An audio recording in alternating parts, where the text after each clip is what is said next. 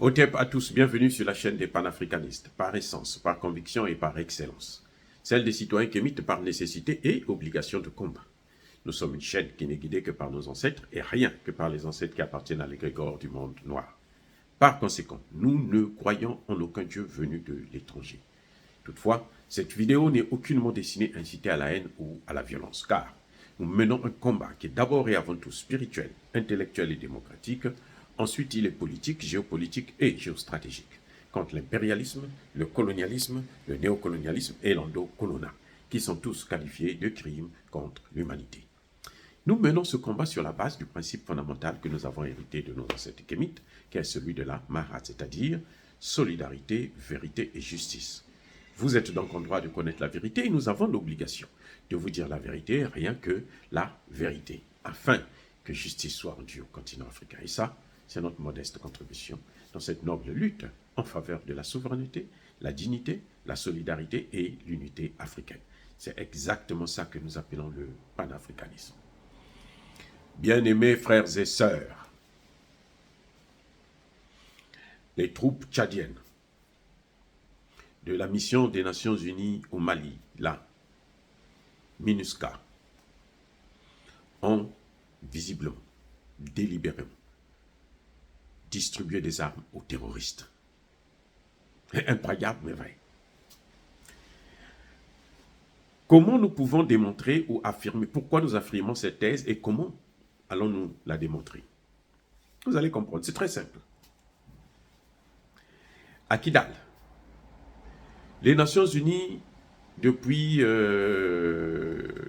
quelques mois, ont décidé, à travers la résolution 2690, de retirer les troupes, les casques bleus qui sont au Mali, de mettre fin à la mission de la MINUSCA. Ils ont demandé au gouvernement et aux responsables de la MINUSCA d'élaborer un plan de retrait qui devrait s'étendre jusqu'à, ils s'étaient donné 6 mois de juin, jusqu'au 31 décembre prochain. C'est ce qui avait été fait.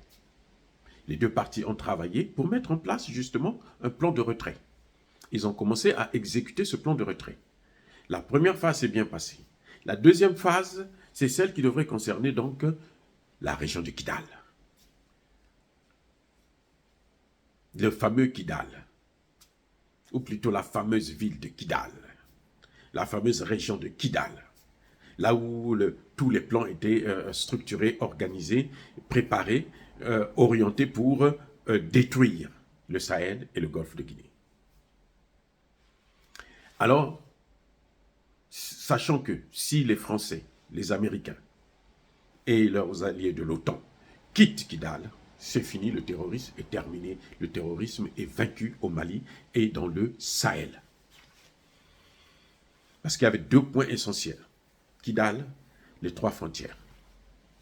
Qu'est-ce qu'on avait là? Les 3 pays essentiels du Sahel.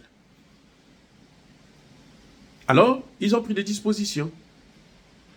D'abord, c'est le représentant spécial de l'ONU, du secrétaire général de l'ONU au Mali, qui va intervenir à la tribune des Nations Unies pour dire la première phase est terminée, ça s'est bien passé, mais la deuxième phase, elle va être compliquée, ça va être très difficile parce qu'il y aura l'insécurité.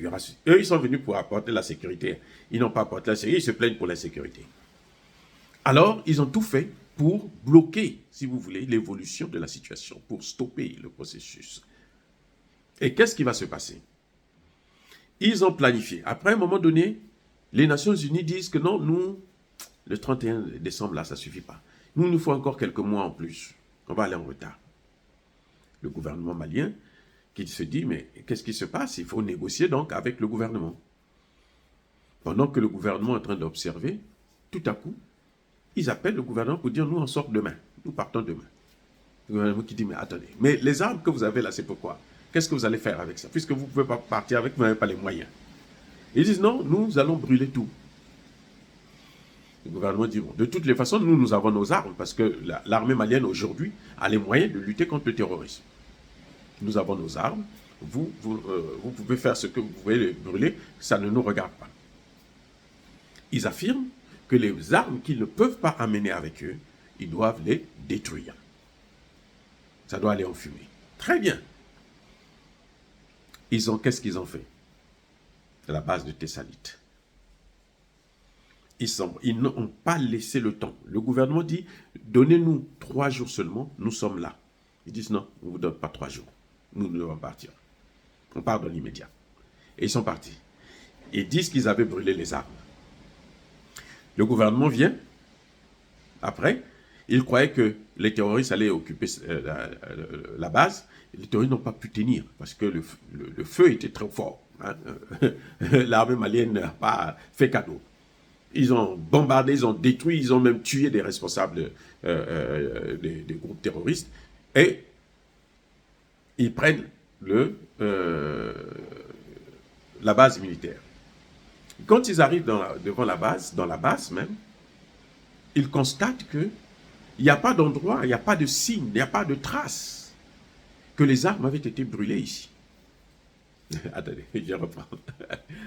Quand l'armée malienne prend la base de Thessalite, le premier constat qu'ils font, c'est que dans toute la base, il n'y a pas une seule trace des armes qui ont été détruites. Ça laisse des traces, non? Ils ne sont pas partis avec les traces, ils ne peuvent pas partir avec les traces, ils n'ont pas les moyens. Les armes n'ont jamais été détruites. Ce qui suppose que les armes sont là, dans le camp.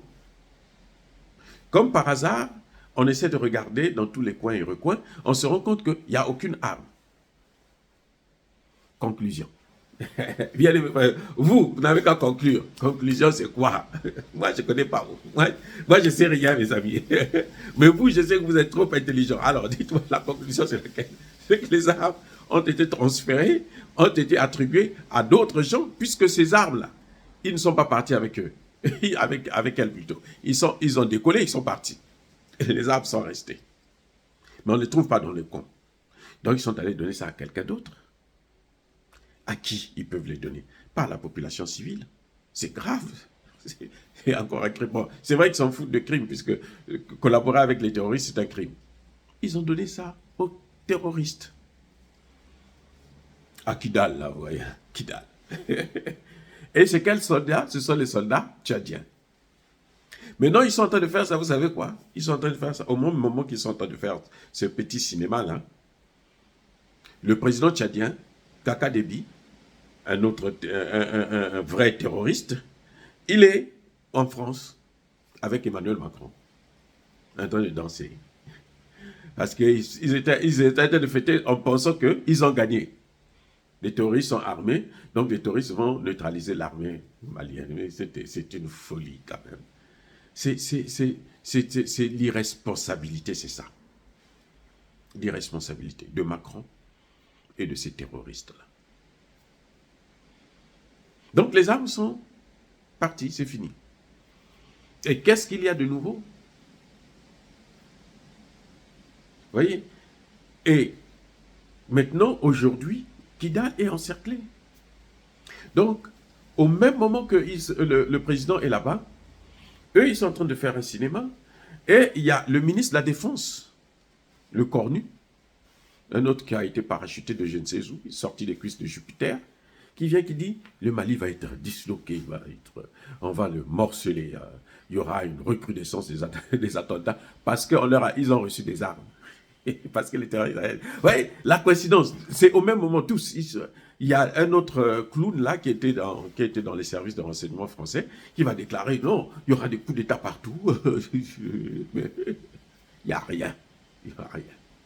Il n'y aura rien. Que les Africains puissent dormir. Nous, on dort tranquille. Hein? Nous, on dort tranquille. Il y a des gens qui ont peur que la France peut gagner. La France n'a jamais perdu. Non, pour nous, la France, elle perd toujours. Elle a toujours perdu. Elle va toujours perdre. En Afrique, en tout cas, elle va toujours perdre. C'est fini. Elle a assez fait pour qu'elle puisse continuer à nous faire pleurer. À faire pleurer nos mamans. À faire pleurer nos papas. À faire pleurer nos enfants. À nous faire pleurer nous-mêmes. Donc voilà. Visiblement, les Nations Unies, c'est un groupe terroriste en col bleu. Donc, quand ils enlèvent le béret, ce sont des terroristes. Et si vous voyez un terroriste qui met un béret bleu, ben, il est casque bleu. c'est l'ONU.